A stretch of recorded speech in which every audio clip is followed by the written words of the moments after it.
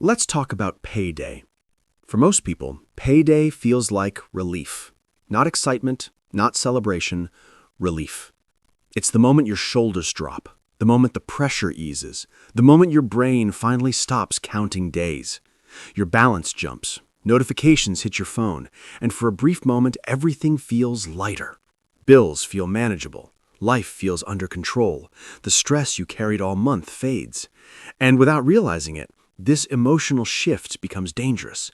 Because payday doesn't just change your bank balance, it changes how your brain behaves. Most people think payday is about money, but payday is really about psychology. It's the moment scarcity turns into perceived abundance, and perceived abundance lowers your defenses. When money feels tight, you're cautious, you hesitate, you calculate. But when money arrives, your brain relaxes, and a relaxed brain stops asking hard questions. That's why payday decisions feel harmless. Just this once. I've been disciplined all month. I'll make it up later. Those thoughts don't feel irresponsible, they feel earned. And that's exactly how the payday trap works. Because payday doesn't drain your money all at once, it drains it quietly, within hours, within days, before you've had time to think long term.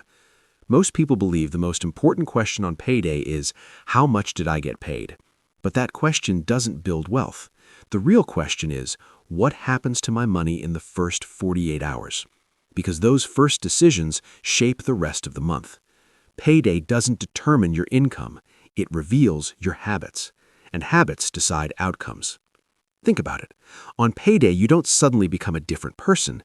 You become a more relaxed version of yourself. And relaxed versions of us are more honest, more impulsive, more emotional, more generous with future promises. That's why payday spending feels justified. Not reckless, not extreme, just normal. Bills get paid, subscriptions renew, transfers go out, spending you delayed finally happens. None of it feels wrong on its own, but together they silently assign every dollar a job, without intention. And once your money has been assigned, your options shrink.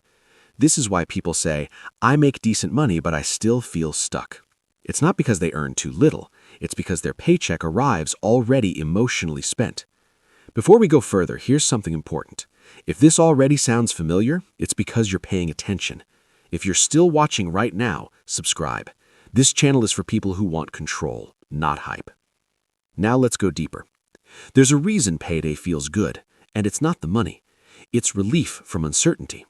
For weeks, your brain operates in survival mode, counting down, managing stress, avoiding overdrafts, delaying wants. Payday signals safety. And when the brain feels safe, it seeks comfort. Comfort food, comfort purchases, comfort upgrades. Not because you deserve them, but because safety feels temporary. So your brain wants to lock in pleasure before the pressure returns.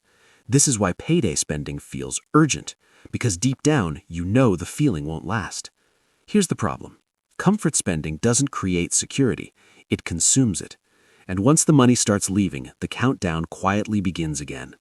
Day 1 feels fine, day 5 feels okay, day 10 feels tight, day 20 feels stressful, and suddenly you're back where you started, waiting for the next payday. This cycle isn't caused by bad math, it's caused by emotional timing. Most people treat payday as a reward, but rewards are meant to be enjoyed, not structured, and money without structure disappears fast. The people who win with money treat payday differently. They don't celebrate it, they control it. They decide before the money arrives what gets saved, what gets invested, what stays untouched, what is truly free to spend. Because once money has a purpose, your mind relaxes without guilt.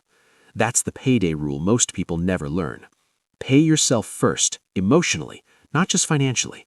When savings and future goals are handled immediately, spending loses its power. Because you're not spending out of relief, you're spending from permission. And permission feels calm. Now let's talk about something uncomfortable. Many people think their problem is income. If I just earned more, this wouldn't happen. But for most people, earning more without changing payday behavior just increases the size of the cycle. Bigger checks, bigger commitments, bigger pressure. Nothing actually changes, except the stakes. This is why some high earners live paycheck to paycheck, not because they're careless, but because their payday decisions scaled along with their income. More money simply gave their habits more fuel. The payday rule doesn't care how much you earn, it cares what you do first. Here's a simple example. Two people earn the same salary. One waits to see what's left at the end of the month, the other decides on payday what won't be touched.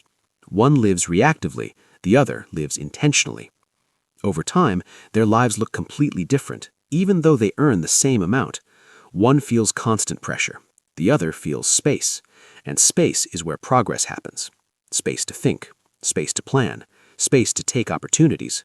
Most people never experience that space because payday fills it immediately. Now here's the truth most people don't want to hear. Payday isn't supposed to feel exciting. It's supposed to feel boring, calm, predictable, controlled. If payday feels like a rush, it usually means your money doesn't have direction. And money without direction follows emotion. This is why the payday rule is so powerful. It turns emotion into order. Instead of asking, "What can I afford this month?" you ask, "What am I building with this paycheck?" That single shift changes everything. You stop feeling rushed, you stop feeling behind, you stop feeling like money controls you. And control is what people actually want. Not luxury, not upgrades, control. Here's a question worth sitting with.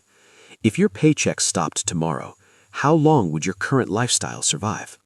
That answer isn't meant to scare you, it's meant to clarify, because clarity is the first step to freedom. The payday rule isn't about deprivation, it's about ownership. Ownership of your money, ownership of your future, ownership of your choices. And ownership starts the moment money arrives, not after it's gone. If this changed how you think about payday, don't keep it to yourself. Subscribe. This channel breaks down money psychology, habits, and the quiet decisions that decide your future. No noise, no shortcuts, just clarity.